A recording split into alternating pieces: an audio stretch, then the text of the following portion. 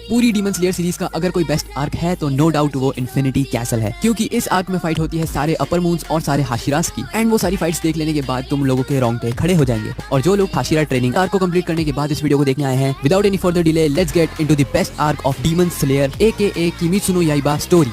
ये है मुजान की बुत्सुजी, क्योंकि इससे पहले किसी ने भी मुजान को नहीं देखा था। सारे लोग मुजान का नाम सुनते ही शॉक हो जाते हैं और गुस्से में भी आ जाते हैं। तभी तांजीरो जोर से चिल्लाता है मुजान और उसकी तरफ हमला करने के लिए बढ़ता है, और उसके साथ ही सारे हाशिरास अपनी ब्रीदिंग स्टाइल एक साथ यूज करते हैं और मुजान पर हमला करने ही वाले थे कि तभी मुजान जोर से हंसने लगता है। और तभी सारे डीमन स्लेयर्स के नीचे कुछ दरवाजे खुल जाते हैं और ये दरवाजे इन्फिनिटी कैसल के थे। नाकी में अपने ब्लड डीमन आर्ट की मदद से सारे हाशिरास को इन्फिनिटी कैसल में समन कर लेती है और सारे हाशिरास मुजान को मारने से पहले इन्फिनिटी कैसल में गिर जाते हैं। और तभी तांजीरो बोलता है कि आज मैं तुम्हें मार दूंगा मुजान की बुत्सुजी, जिस पर मुजान बड़े बैडस तरीके से कहता है कि अगर मार सको तो मार देना। इसके बाद तांजीरो नीचे इन्फिनिटी कैसल में गिर जाता है और उसके नीचे पहुंचते ही कई सारे डीमंस उसके ऊपर हमला कर देते हैं, लेकिन तांजीरो अपनी वाटर ब्रीदिंग की मदद से सारे डीमंस को एक ही झटके में खत्म कर देता है और वाटर हाशिरा गियू भी तांजीरो की मदद करता है। दूसरी तरफ हम लोग देखते हैं ओबोनोई अपनी सर्पेंट ब्रीदिंग की मदद से मित्सुरी के सामने आने वाले सारे डीमंस को मार देता है और मित्सुरी से पूछता है कि कहीं उसे कोई चोट तो नहीं लगी, जिस पर मित्सुरी ब्लश करते हुए मना करती है। इसके बाद हम लोग देखते हैं गियोमे और मुइचिरो को, जो कि इन्फिनिटी कैसल में भाग रहे थे। फिर मुइचिरो गियोमे से बोलता है कि यहाँ पर जितने भी डीमंस को हम मार रहे हैं सभी लगभग लोअर मून्स की लेवल पे हैं, जिस पर गियोमे कहता है मुझे भी ऐसा ही लगता है। जिसके बाद मुइचिरो इमोशनल होके बोलता है कि उसे आज भी याद है जब वो लगभग मर ही गया था, तब और कोई नहीं मेरी मदद के लिए मास्टर कगाया आए थे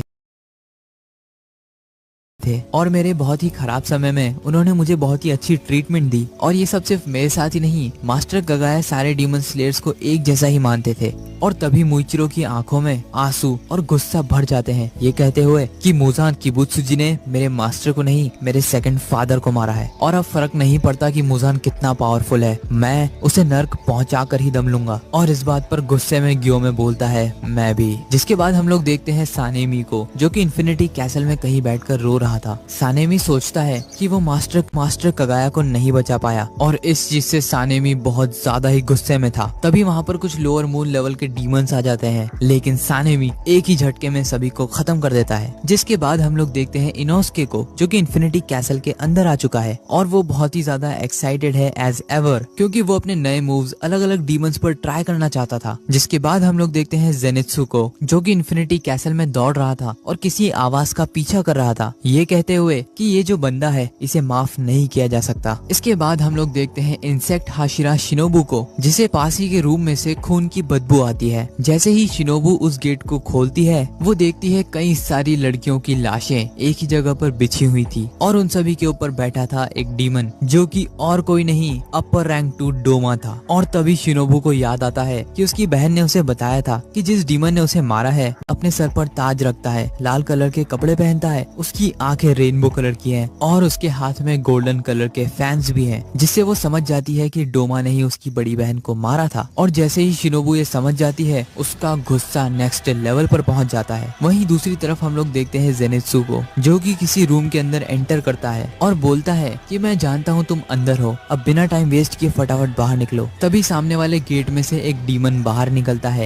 है ये कहते हुए कि अपने सीनियर से कोई भला ऐसे बातें करता है, तुम अभी भी पहले की तरह ही हो डरपोक जेनित्सु। इस बात पर जेनित्सु गुस्से में बोलता है कि अब काइगा को उसका सीनियर नहीं है, अब वो एक डीमन है, यानी कि उसका दुश्मन। दूसरी तरफ हम लोग देखते हैं कि तांजीरो और गियू इन्फिनिटी कैसल में भाग रहे थे और इन्फिनिटी कैसल बार बार दोनों डीमन स्लेयर्स को अलग करने की कोशिश कर रहा था। तभी वहाँ पर डीमन स्लेयर्स का एक कौवा आ जाता है और सारे डीमन स्लेयर्स को ये बताता है कि कोचो शिनोबू अपर रैंक 2 डोमा से लड़ती हुई मारी गई है। शिनोबू की मौत की खबर जैसे ही डीमन स्लेयर्स को मिलती है, वो सभी शॉक रह जाते हैं। तांजीरो खुद को रोने से रोकता है और बहुत ही ज्यादा गुस्से में आ जाता है, लेकिन साथ ही में वो नोटिस करता है कि इन कौवों के ऊपर कुछ पेपर टेलिस्मेंस लगे हुए हैं और ये एक ब्लड डीमन आर्ट है, जिसकी वजह से ये कौवे डीमंस को दिखाई नहीं देते। फिर हम लोग देखते हैं डीमन स्लेयर हेडक्वार्टर्स में किरिया ओबियाशिकी को, जो कि कगाया ओबियाशिकी का बेटा है और उसकी उम्र सिर्फ 8 साल है। और कगाया ओबियाशिकी की मौत के बाद किरिया बन चुका है डीमन स्लेयर कॉर्प्स का लीडर और उसके साथ उसकी 2 बड़ी बहनें भी उसकी मदद कर रही है। और भले ही किरिया की फैमिली कुछ देर पहले ही खत्म हो गई है, लेकिन फिर भी वो बिना इमोशनल हुए उसके काम पर फोकस कर रहा है। तो बेसिकली ये लोग कौवों की और डीमन आर्ट की मदद से पूरे इन्फिनिटी कैसल का एक रफ स्केच बना रहे हैं, जिससे ये पता चल जाएगा कि किस डायरेक्शन में या किस जगह पर हाशिरास और डीमंस हैं। और उन कौवों की मदद से वो लगातार हाशिरास के कांटेक्ट में भी हैं, और जैसे ही कोई भी नोटिफिकेशन देनी होती है ये लोग कौवों के द्वारा दे देते हैं, जैसे कि अभी अभी शिनोबी की मौत।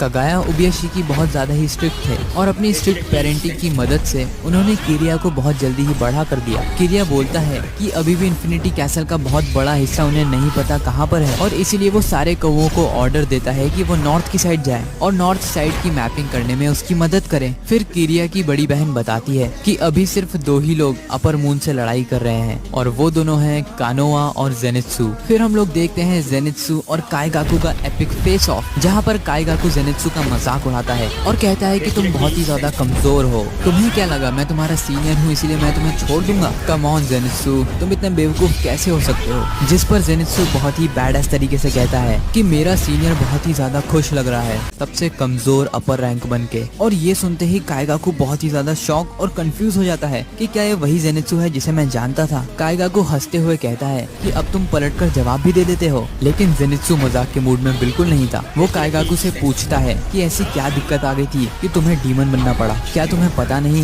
जब तुम डीमन स्लेयर बनते हो तब तुम सेल्फिश होने का हक खो देते हो? फिर जेनित्सु बहुत ही गुस्से में चिल्लाता है कि अगर तुम डीमन नहीं बनते तो ग्रैंडबा कभी भी आत्महत्या नहीं करते। फॉर्मर थंडर हाशिरा वैसे तो जेनित्सु के मास्टर थे, लेकिन फिर भी जेनित्सु उन्हें हमेशा ग्रैंडपा करके ही बोलता था क्योंकि उन दोनों के बीच की बॉन्डिंग काफी अच्छी थी। जेनित्सु रोते हुए बोलता है कि उनकी मौत कितनी ज्यादा दर्दनाक थी तुम्हें अंदाजा भी नहीं है। तो बेसिकली फॉर्मर थंडर हाशिरा ने सुसाइड कर लिया था क्योंकि उन्हीं का एक स्टूडेंट यानी कि थंडर ब्रेथ यूजर एक डीमन बन चुका है। एंड जापानीज में एक टर्म होती है जिसे कहते हैं सेपुकू, जिसमें बेसिकली आप सुसाइड कर लेते हो फॉर सम रीजन अपने पेट में चाकू घोप कर। एंड इस केस में उन्होंने सेपुकू किया था क्योंकि उनका स्टूडेंट एक डीमन बन चुका था। ये सुनते ही काइगाकू हंसने लगता है और जेनित्सु का मजाक उड़ाते हुए कहता है कि मैंने तो उन्हें सुसाइड करने के लिए नहीं बोला था, इसका मतलब ये मेरी प्रॉब्लम नहीं है। और तुम क्या चाहते हो कि मैं इस बात पर शौक मनाऊं कि मेरा मास्टर मारा गया? तो ऐसा बिल्कुल भी नहीं होने वाला, क्योंकि मुझे कोई फर्क नहीं पड़ता कि वो मरे या जिंदा रहे। उस बुढ़े ने कभी भी अपनी सक्सेसरशिप लिखी ही नहीं, इसका मतलब वो इतना ज्यादा बेवकूफ था कि उसे समझ ही नहीं आया। ये तुम्हारे साथ कंपेयर करता था जबकि तुम मेरे सामने कुछ थे ही नहीं। और इसीलिए काइगाकू बोलता है कि अच्छा ही हुआ वो बुढ़ा मारा गया, और नॉर्मल डेथ तो वो डिजर्व करता भी नहीं था, उसे तड़प कर ही मरना चाहिए था। ये सुनते ही जेनित्सु बहुत ज्यादा गुस्से में आ जाता है और कहता है कि तुम एक नंबर के डरपोक हो जिसने अपनी स्किन या अपनी जान बचाने के लिए डीमन बनना तक स्वीकार कर लिया। तुम जैसे स्टूडेंट पे तो हर मास्टर को शर्म आनी चाहिए। जेनित्सु फिर बोलता है कि भले ही मुझे थंडर ब्रीदिंग का फर्स्ट फॉर्म के अलावा कोई फॉर्म नहीं आता, लेकिन तुम्हें तो सबसे बेसिक फॉर्म भी नहीं आता। एंड यहाँ पर जेनित्सु ऐसा इसीलिए बोलता है क्योंकि वो थंडर ब्रीदिंग के फर्स्ट फॉर्म के अलावा कोई फॉर्म नहीं यूज कर सकता, और वहीं काइगाकू फर्स्ट फॉर्म को छोड़कर बाकी सारे फॉर्म यूज कर सकता है। और ये सुनते ही काइगाकू पूरी तरीके से गुस्से में आ जाता है और कहता है कि कभी भी मुझे तुम्हारे साथ मत जोड़ना क्योंकि मैं तुमसे बहुत ज्यादा ताकतवर हूँ। तभी काइगाकू थंडर ब्रीदिंग के फोर्थ फॉर्म डिस्टेंट थंडर को यूज करता है, और क्योंकि अब काइगाकू डीमन बन चुका है इसलिए वो अपने ब्रीदिंग फॉर्म्स के साथ ब्लड डीमन आर्ट को भी यूज कर सकता है, और दोनों को कंबाइन करके अपनी पावर्स और स्पीड को बहुत ज्यादा इंक्रीज कर सकता है। जैसे ही Kaigaku fourth form distant thunder use करता है इंस्टेंटली पूरे रूम में ब्लैक कलर की लाइटनिंग फैल जाती है, लेकिन इतने पावरफुल अटैक के बाद भी जेनित्सु उसे आराम से डॉज कर लेता है। और यही नहीं, वो काइगाकू के गले को भी आधा काट देता है। ये देखकर काइगाकू की फट जाती है और वो मन ही मन सोचता है कि क्या इसने अभी अभी मुझ पर अटैक किया? ये तो वो जेनित्सु है ही नहीं जिसे मैं जानता था, ये तो कोई कम्प्लीटली डिफरेंट इंसान है। फिर काइगाकू को याद आता है कि वो डीमन कैसे बना था। तो एक दिन जब काइगाकू उसकी डीमन स्लेयर ड्यूटीज पर था तब एक दिन उसका सामना हो जाता है upper moon one the beast himself Kokushibo से, और वो कोकोशिबो से रहम की भीख मांगता है। कहता है कि कुछ भी कर दो पर मुझे जिंदा छोड़ दो, क्योंकि काइगाकू के हिसाब से अगर उसका दुश्मन उसके सामने बहुत ज्यादा पावरफुल है तो